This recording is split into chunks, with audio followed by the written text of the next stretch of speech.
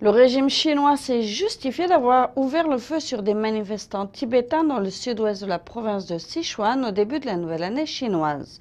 Selon les Tibétains, la répression constante des forces armées chinoises ne fait qu'alimenter l'état de chaos dans la région du Tibet.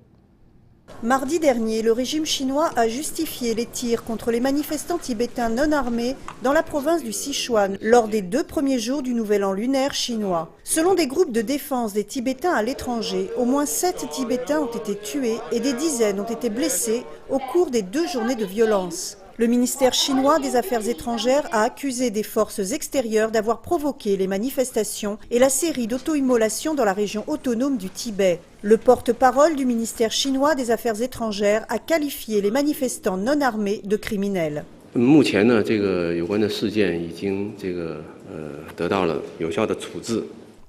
nécessaire a été fait pour maîtriser la situation. Nous pensons que la récente série d'événements a été orchestrée et encouragée par une personne en arrière-plan.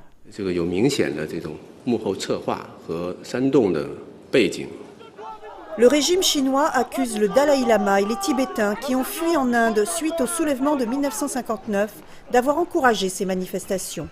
Selon Radio Free Asia, 3 autres Tibétains se sont immolés par le feu vendredi dernier en réponse aux violences de l'armée chinoise. Au milieu de l'agitation, le régime chinois a renforcé son système de sécurité dans toute la région autonome du Tibet, bloquant tous les moyens de communication et empêchant le travail des journalistes étrangers.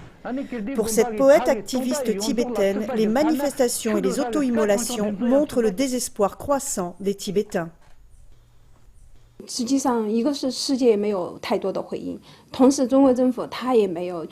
Il y a eu peu de réactions du monde extérieur. Le régime chinois n'a pas fait grand-chose pour apaiser les Tibétains. Au contraire, il utilise une force toujours plus grande pour les réprimer. Dans cette situation, la déception et le désespoir du peuple tibétain ne font que grandir. Elle a expliqué que les équipes de sécurité chinoises l'ont mise en garde de ne pas parler aux médias étrangers. Depuis le mois de mars dernier, au moins 19 Tibétains, bouddhistes ou laïcs, se sont immolés par le feu en réaction à la domination oppressive du régime chinois.